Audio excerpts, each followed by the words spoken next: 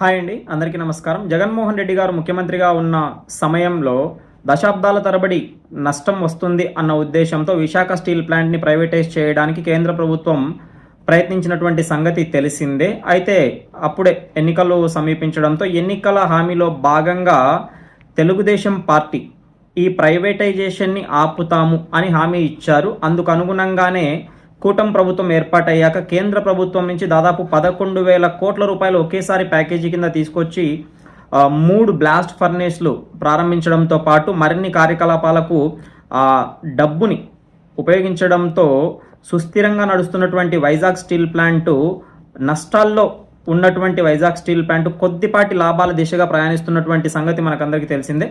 అంతేకాకుండా ఈ ప్యాకేజ్ వల్ల ఇక్కడ ఉక్కు ఉత్పత్తి పెరగడమే కాకుండా అమ్మకాలు కూడా చాలా బాగా పెరిగాయి. కాబట్టి భవిష్యత్తులో మరింత లాభదాయకంగా మారే అవకాశం ఉంది. కాబట్టి ఈ పందాన్ని ఇలాగే కొనసాగించడంలో భాగంగా టీడీపీ ప్రభుత్వం కేంద్ర ఉక్కు శాఖని మరో 8,000 కోట్ల రూపాయలు ఇవ్వవలసిందిగా అడగటం జరిగింది. దీనికి కేంద్ర ఉక్కు శాఖ మంత్రి అయినటువంటి కుమారస్వామి గారు ఆమోదం కూడా తెలిపి ఆ ఫైల్ని కేంద్ర ఆర్థిక శాఖకు పంపించడం జరిగింది.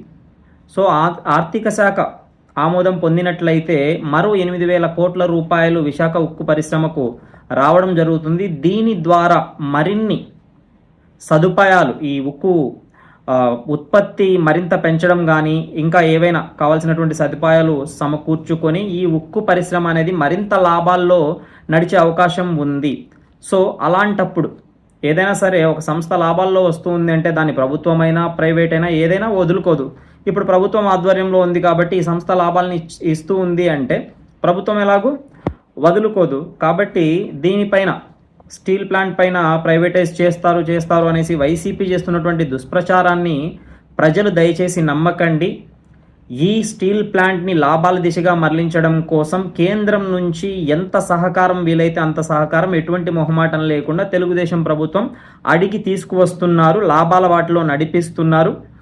ఏదైనా సరే మనకు ఒక రోజులో ఫలితం కనిపించాలంటే పెద్ద పెద్ద విషయాల్లో కనిపించదు. కాబట్టి ప్రజలు ఎప్పుడూ కూడా అప్రమత్తంగా ఉండండి. జరుగుతున్నటువంటి దుష్ప్రచారాలని దయచేసి నమ్మకండి. మరిన్ని అప్డేట్స్ కోసం ఈ వీడియోకి లైక్ చేసి మా ఛానల్కి సబ్స్క్రైబ్ చేసుకోండి. Thanks for watching.